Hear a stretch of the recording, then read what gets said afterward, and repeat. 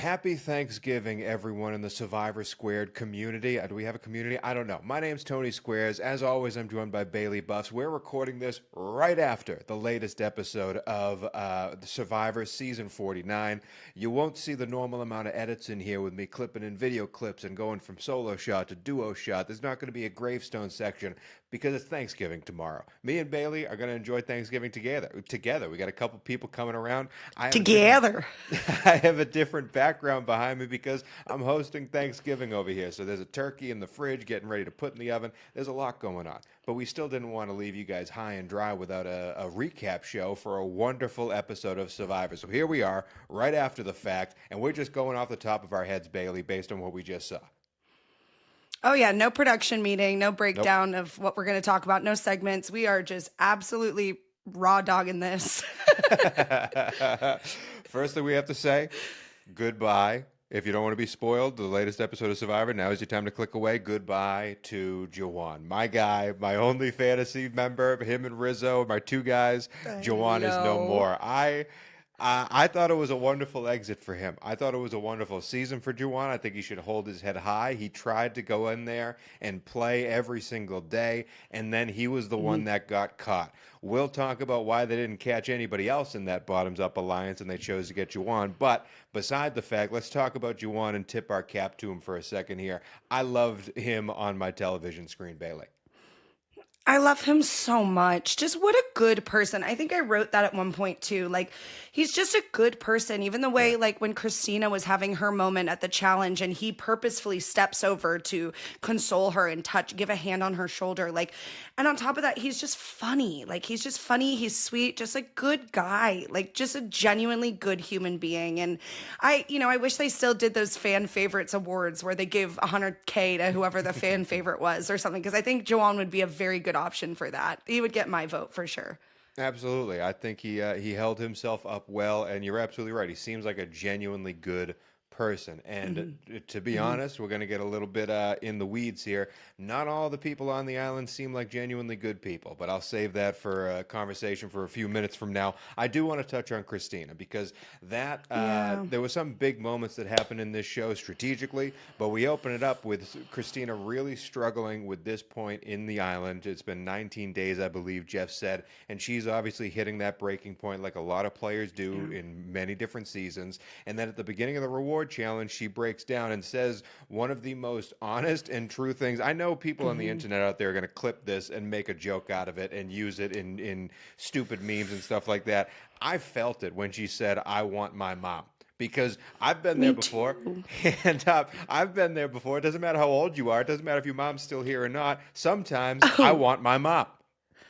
I was about to say, I feel like I said that to myself like less than 3 days ago. Like, I was just like, I really wish my mom was here. I really wish I could give my mom a hug right now. Like, sometimes there really is nothing just like being held by your mom or like having words of affirmation or just words of encouragement from your mom in your ear. Like, it's so relatable. It's so like genuine human existence stuff. And God, that like guttural scream she let out too, if it's not fair. I was crying. Like, I was absolutely crying because it was just so honest and raw and real and relatable and just, I mean, we saw a lot of people hit their breaking points this episode. We saw Kristina, we saw Rizo, we saw a lot of emotions. And I thought that was, it's about that time in the process, of course, how long they've been out there, almost 3 weeks now. But God, that it just was heartbreaking. I mean, and it just also makes me love Kristina even more. I mean, we have been such stans of hers from the very get-go, but just I love her, and I want to give her a hug.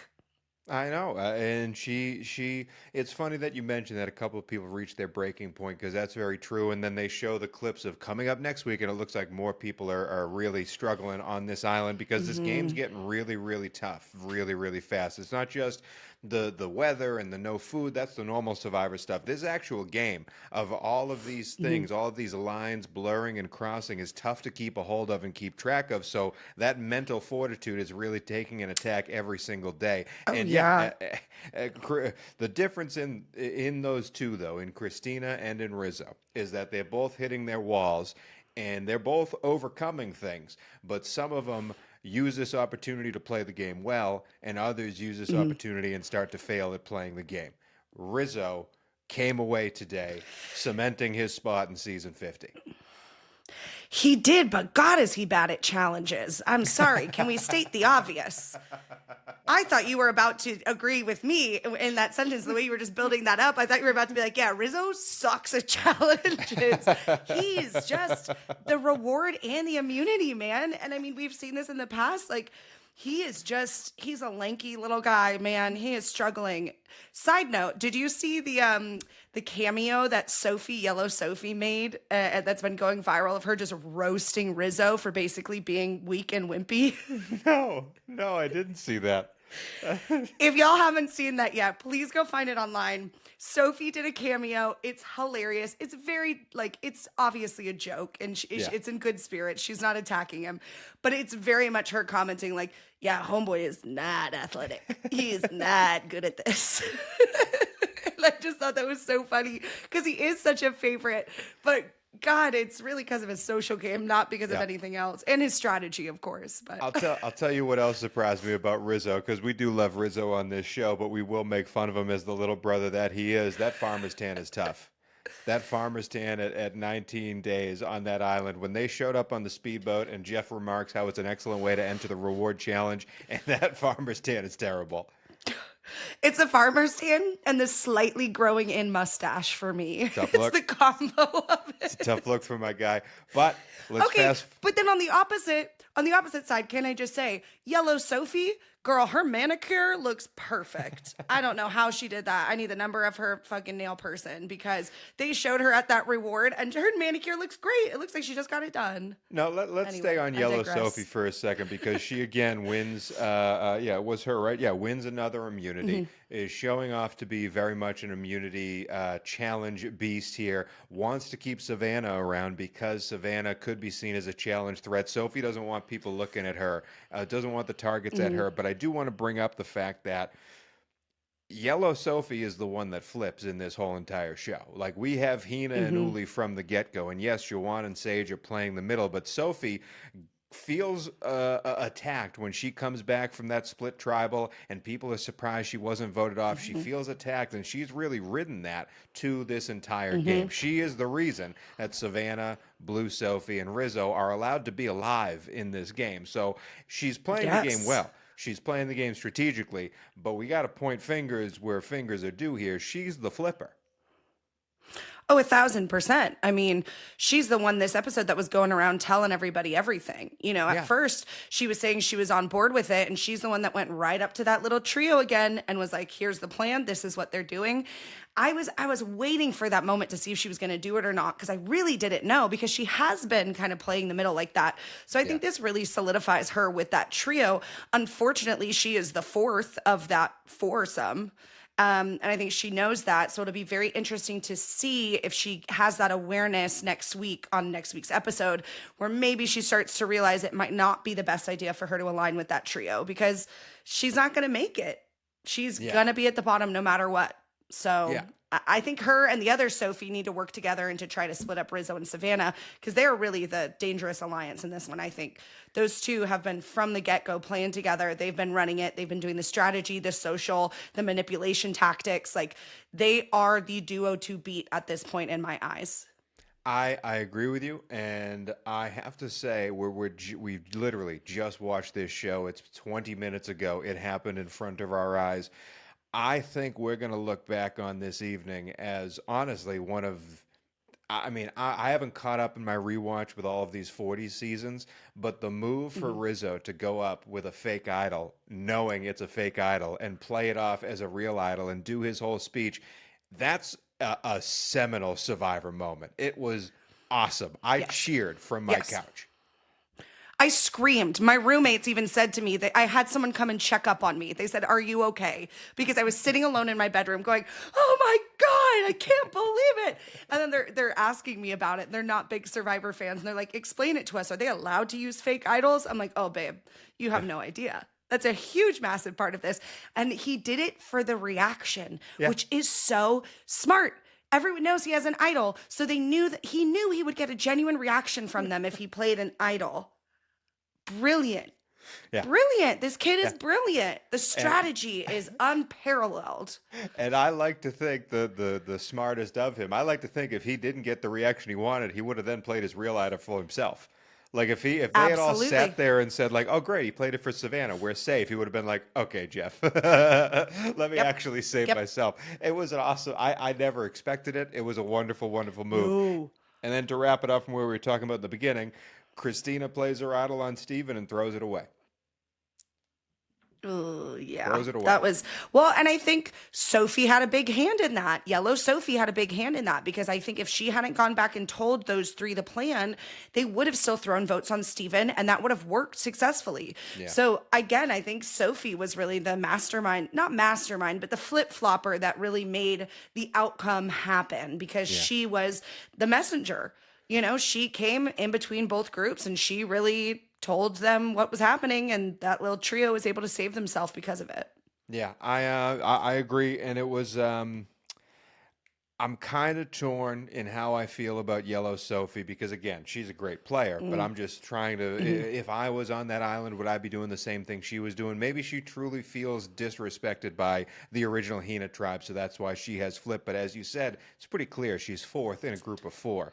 On the other side, when Yeah. you look at Steven, when you look at Jawan, when you look at Sage, they're trying to play everything in the middle. I fully get where they're coming from. Christina's the only one that I Yeah. see that doesn't really have a handle on what's happening on the island. I will say, I thought there was one moment this episode where I was like, okay, there's a little play from Kristina, which was the moment that she said, well, what if I put one vote on Rizzo when that Yeah. plan was still intact? And I was like, that's smart. Why hasn't anyone said that yet? So I was like, good for you, Kristina. Good job calling that out. That was the smart move. Obviously, it didn't work out. Yeah. And that vote, she should have saved that vote, put it on Savannah. We would have had a tie, right? No, it was 5-3. Never mind. We Yeah, still wouldn't have. 5-3 because of the But extra vote. yeah, because the extra vote. But still, I was like, that was the first time that I was like, okay, Kristina understands what we're doing here. She understands what the gameplay is a little bit. Didn't help. And yeah, she lost her idol. But her one move, we do have to call out that one save of hers during the reward challenge on that beam where she was halfway in the water and she somehow pulled herself out of it. Savannah screaming at her, do it for your mom, do it for your mom. And she did. I was really proud of her for that. And I think that Absolutely. deserves a call out for Kristina. Speaking of, she had that moment at the beginning of the reward challenge. She obviously saves herself during the reward. She also is the one last episode, 3 days ago, in these people's lives on the island, gave up her reward spot to Jawan. I really thought one of those four was going to give up their spot to Kristina. I was very surprised that no one did. Oh, interesting. That actually did not even cross my mind. But that's a very good point, especially because she did just have that dramatic moment and was very honest and vulnerable about having a rough day and missing her mom. Yeah, that's fascinating. Well, And she's clearly going Jawan was through on it. the same team with her, though. So I guess Jawan was maybe the only contender that would have given it up to her, and then he didn't have the opportunity to. So I don't know. I also think going to the sanctuary for the first time, that is different than just having food at your camp. So Yeah. I don't know. I feel like, yeah. That's interesting. I didn't think about that, but yeah, that's a good call out. Can we talk about someone who I really respected the first few episodes of this season? I really enjoyed watching them play. And over the past few episodes, I've kind of seen them in a different light. And Bailey, I have to say, I really don't like Sage. And I knew you were going to say that. It's not that I don't like the player. I understand what she's doing, playing the game. I also understand that she knows it's reality TV because she's been open in it. When her and Shannon had their tete-a-tete, she was very open with, like, it's reality TV, it's played up, like, we don't hate each other, blah, blah. So, like, she knows she's playing a role on television. I have to say, Sure. I'm really disliking the person that I'm getting off the television screen. I'm really... it all seems like an act to me, and it all seems really phony. Not just in the Survivor way, but in the, like, she genuinely seems like not a good person to be around. But maybe I'm taking this too far. No, I think your perception is your perception of it. I mean, I don't think there's any right or wrong with how you receive someone, especially with an edit like this. Like, we don't know the real person. We're being shown what the producers and editors want us to see. Yeah. But I think because of that, it is interesting because I don't feel as upset by her behavior because I think you and I were very much on the same page when it came to Shannon. We've talked very openly about Savannah having this mean girl edit and, you know, kind of that whole persona. I don't know. I still like Sage. I mean, I don't love her as much as I did in the beginning when I really was like, oh, she's just quirky and fun and whatever. Now I do feel like the whole scene with the Jawan of just tell them I have bad gas and I'm farting really bad. It's like, okay, we get it, girl. You fart. Like, I get it. Blackheads and farts. Ha ha ha ha. Like, but I don't know if that's just like fake or if that's, I feel mean saying this, but maybe she's just not the most intelligent person. So for her, that is her scapegoat. Like Bales, I think the opposite. I think she's super smart. I think she's like scary smart. I think she sees this game specifically from all of the angles, and that's why after the vote out of Jawan, she knows she got voted out in that moment too. Like that's. Like it's over for her, and she knows that's why she's breaking down. It's not because she lost a friend; it's because she lost the game. No, and she left her safety net. And because of that, like because of I believe she's super smart, all of this stuff, like I don't believe she collects blackheads. I don't believe she likes farts. Like I believe this is all a ploy and an act. Interesting. Because let me tell you, we went to school for theater. We went to school for drama. We met a lot of people who there's a whole conversation we had when Shannon was here. And I know, being a sports guy living in the world of sport, for Sage in Tribal to go like, I don't even know what the Super Bowl is. Is that like a football thing? If you've lived in America and you reach the age of your 30s, you know what the Super Bowl is. If you've never seen a movie in your entire life, you know what the Oscars are. Like, it just is nomenclature. Like, it's part of the verbiage. So that whole, like, I don't even know what the Super Bowl, that's an act, Bailey, and it rubs off his tired shtick. I hear you. Didn't she say, though, in that moment, she said, I'm not a sports girl, but I do know what the Super Bowl is. She says, I thought that's what she said. She says, I think the Super Bowl is a football thing. Of course you think yes, everyone knows what the Super Bowl is. I'm sorry. Of course they do. Of course. So I don't know. Maybe I'm getting a little bit too agitated with her. I'm ready for her to be gone. I wish it was her instead of Jawan. I'll put it that way. I mean, there was a reason. That was my guess from last week of who I thought was going home. I guess Sage. I really thought it might be her time. Yeah. I was sweating there for a second. I think you and I both had talked last week about how we thought it was going to be the bottoms up alliance. We just chose the wrong two people. But because I don't think either one of us wanted to admit that Jawan was ever going to be in danger because we just love him so much.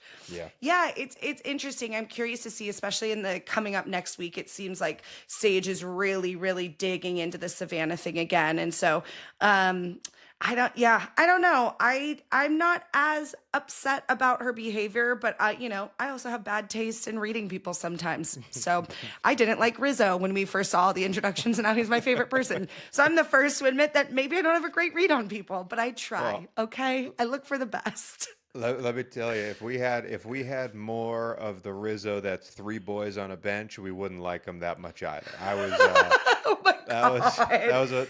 That was a 5-minute section I could have done without on Survivor. I literally wrote down, I said, was there not enough stuff going on that we had to put 5 minutes of boys on a bench? And you know what it reminded me of?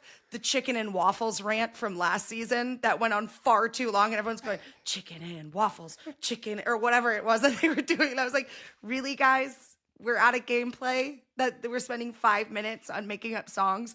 However, what was the one that I wrote down? The one song name that they had was so funny. It was Sand in Places It Shouldn't Be, or whatever it was. That made me giggle. That did make me laugh. It was cute. It was very cute. It was a overdose of cute in a game of Survivor. But also, here's my biggest concern. We now 2 weeks in a row have had schoolyard picks to choose teams, and we have not gotten to see them. Cut out boys on a bench and let us see the schoolyard picks. There is so much more going on there. It's very true. That's what I want to see. We weren't able to talk about this last week. They had a schoolyard pick, and it went through a bunch of things with people picking people for certain reasons. They released the scene online, and everyone was wondering why this wasn't part of the show, because it showcased where a lot of these alliances were starting to form, where a lot of these relationships were starting to be pulled at, and these heartstrings be pulled at. It was essential Survivor stuff that should have been in the episode. And there was a schoolyard pick for this one. Obviously, we didn't get to see it again. I give me a schoolyard pick, Jeff. Give me a schoolyard pick. That's all I want. Let me see it. I want to see the schoolyard pick. Yeah. But Is there anything whatever. else you want to wrap up on this episode? I do have one more note, but it's kind of a smaller thing. Is there anything else that stuck out to you from this episode that we think is going to shape the future of this season? Because there's only, what, 7 of them left? We're getting there, Yeah. Bales. We're getting there. We only have, 4 more weeks left, I think, something I like don't even that. know. It might be 3. Like, finale's December 17th, right? Middle of this. Yeah, so it might be 3 more Yeah, you're right. episodes, I think we Bales. have 3 weeks. Yeah, 3 weeks left, which is so sad. Yeah. I don't know. I think between last episode and this episode, there was so much back and forth. There were so many names thrown out. There was so much flip flopping. I do think the theme of this season is just playing the middle. Everyone's trying to play the middle. I liked when, I forget who said it. I think Sage said it, that playing the middle is the most risk, but also the most reward. And I thought that was a really nice way to put it, because we touched on this again last week of like, the middle is an ideal place to be, but it is so hard strategically to pull off. And so, I think we're going to see that really kind of explode as we have last week, this week, and now next week. I don't know. My one other comment that I had that I thought was so funny and completely irrelevant actually to gameplay whatsoever, but one of the commercials for Jeff being like, come apply on Survivor. Why did he have a British accent? No? No one else? Did anyone else pick up on that? Because I went, huh? he's trying. Come apply, me lady. Like he's he filmed literally 50 of them, Bailey. He's filmed 50 of them. He's trying. More like he's 500. running out of ideas. Yeah.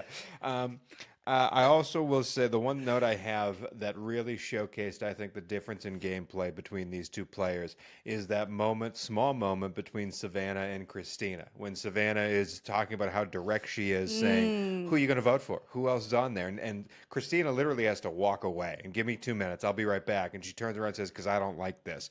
That's Survivor. And like Savannah is bullying you. And Kristina can't take it because she knows she's caught in a lie now and knows that she's caught on the wrong side, and Savannah's poking the hole and Kristina can't take it. So it showcases a different class of player, in my opinion. I think Savannah, whether you like her or not, 1,000%. excellent Survivor player. Kristina, we love Great her, Survivor not player. a great player. No, I mean, I think it's pretty hard to argue that that little trio of people, I mean, they are playing the best game, all 3 of them individually. Sophie still has an advantage no one knows about, and she's openly talked about trying to take it from Kristina. Now I think she's going to have to take it from Rizo. We're getting down to the wire. She's going to have to flip and take it from Rizo. But I think Savannah, Rizo, and Sophie B, all 3 have hands down played the best games. And so it's so interesting that they're all aligned together. And I mean, I don't think it'll happen, but God, if they were the final 3, how cool would that be? We never see seasons like that where 3 people that have really stuck together the entire time and truly played 3 of the best games make it to the end. I would be so elated. I think that'd be such a lifesaver for, some of the slow starts of this season. Would be really worth it if that was the final 3 we got. I don't think it will be, but it'd be really cool if it was. I think these 3 are too smart to let that happen because they know they need to start taking out some threats who are going to win this thing relatively soon. So, Bailey, I have a question for you before we move on to our little Thanksgiving ending here. Give it to me. Let's say tomorrow all 7 of these players make the final tribal. All 7 of them are available. Who wins this season so far? I'm between those 3, and I think all for different reasons. And as cliche as this is, I need to see the final tribal. I don't think I could choose because my mind is always kind of a little bit on the fence for most seasons until I watch that final tribal and I see the people really defend themselves and see the strategy to win it with, words, how they're going to master getting people on their sides just with pitching themselves, giving a big speech, making these crazy metaphors and coming up with all these things. I don't know. I just, if I had to choose, I guess I would probably say Savannah over Rizo, honestly, because she's won more challenges. She's stayed alive. She hasn't had an idol to protect her. So I'd probably say Savannah. She's also on my fantasy team. But I don't know. What would you say? I feel like you would probably say Rizo. No, it's really tight. And I will say, you brought up how you like to make your decision when that final tribal happens because you want to watch them defend themselves with words.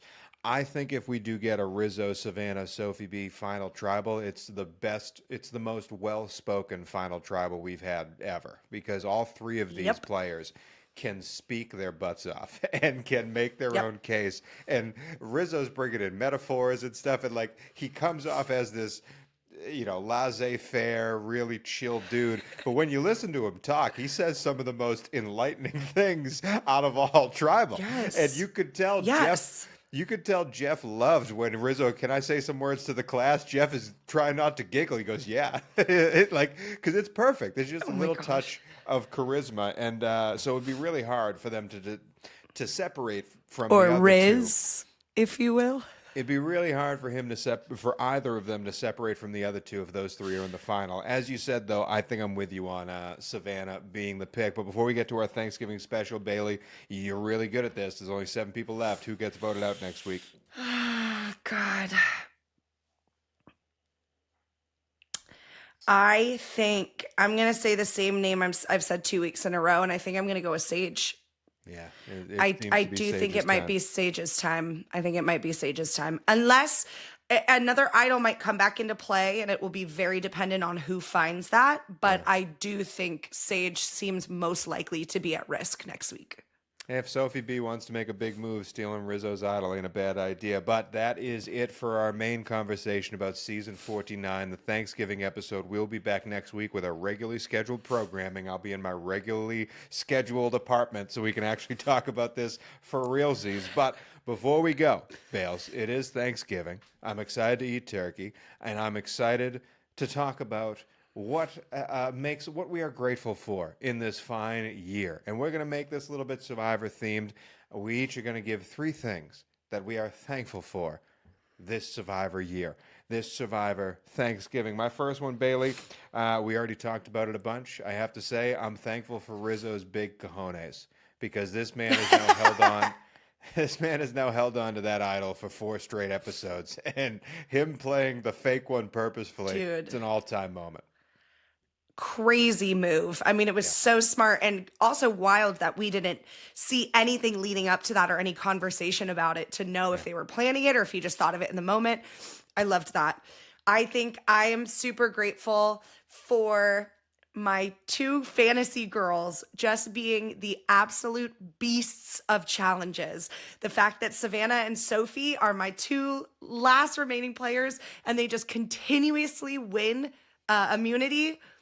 I'm so thankful for them. And I also love just watching the beasts challenges, like the challenge beasts, be women. That rarely happens, I feel like, and especially 2 women, and there's not really any guys that are standing out and winning challenges. And as a proud feminist, that makes me very happy. Next thing I'm thankful for, non-season 49 related. I am because again, I've been watching all these Survivor seasons in a row. I'm now on to season 35, I think. Who knows if I'll get these videos out in time with Thanksgiving happening? That's beside the point. Let me tell you, after watching all these, I am thankful when there's a non-bitter jury.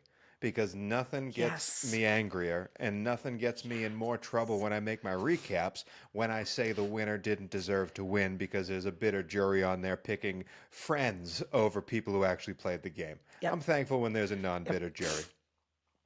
I love that. I fully agree. Something I'm thankful for, bringing it back to quite a few seasons ago, I'm thankful for the Black Widow Brigade, and I'm thankful for a final 3 of all women. Again, I'm going to stick with my theme. I got girl power tattooed on my thigh, baby. Girl power. I love watching the women all strap in together and make shit happen and make the guys look stupid. Sorry, Eric. But I'm grateful for the Black Widow Brigade. They're my inspiration if I were to ever be on Survivor. Do your third one, because I'm going to wrap it up with my final one. All right, my third one is a little niche one, but I'm genuinely thankful. So I don't know if everyone knows this. I've known Jeff Probst almost my entire life. He was very close friends with my dad. He used to babysit me when I was a kid. I have 13 stitches on my forehead because of him, because he was not a good babysitter. Hosting is better for him. But I'm thankful for Jeff because... Clarify that. It's because you fell, not because he hit you with a bat or anything. Oh. Yeah, okay. I'll clarify. Yeah. I ran into a drum on his watch, and there was a nail sticking out of the drum. He did not hit me. Jeff Probst is not a child abuser. Jesus Christ. Happy Thanksgiving. You got that. I'm so sorry. Anyway, I'm thankful for Jeff because I think without him, this franchise wouldn't be the same thing that it is. And he has been such a just like powerhouse in making this show what it is. And the fact that it's been able to run for 50 seasons. And the fact that, you know, because of knowing him as a kid, I got into it season 1. So I'm just thankful for how life works. That is, it's made me be able to watch Survivor for 25 years and love Survivor and just really have this show that I've carried so deeply with me for so long. Yeah. I love that. That was great. And I'm not cutting any of it. I'm keeping it all in. But the last thing I will say. Sorry, Jeff. You clarified. We got the real story out there. Someone's gonna edit it though. Someone's gonna aggregate just that first section. Last thing, genuinely. This is the reason why me and Bailey are here together. This is the reason why I'm making this show. This is the reason why I'm doing all this stuff. And I've gotten a little sappy on these recently before, but I'm gonna do it again here because it is Thanksgiving. I'm genuinely thankful for this Survivor community. Like, I started making these videos almost as a dare on a whim, making these videos, going back and recapping them. It all started with season 48, and this journey has been insane. Like, genuinely insane. I'm now talking to players on here, trying to navigate them coming on the show. Like, I'm emailing Troy Zan. It's unbelievable. It's genuinely unbelievable, and I'm having a blast doing it. Blast talking about it with Bailey. Blast making these recap videos for all of you. Blast watching all of these seasons that I'm on 35 weeks in a row, Bailey. I've watched a season every single week, and I'm enjoying the hell out of it. I wouldn't be doing it if it wasn't for the people watching it and enjoying it. So we're going to keep going. We're going to keep having fun. And we'll be back next week with a full regular episode breaking down each season. But hey, happy Thanksgiving to you and yours. And that's the end of it, Bailey, because we still haven't figured out an outro for this show. Maybe one day. And maybe we should look into finding you some hobbies.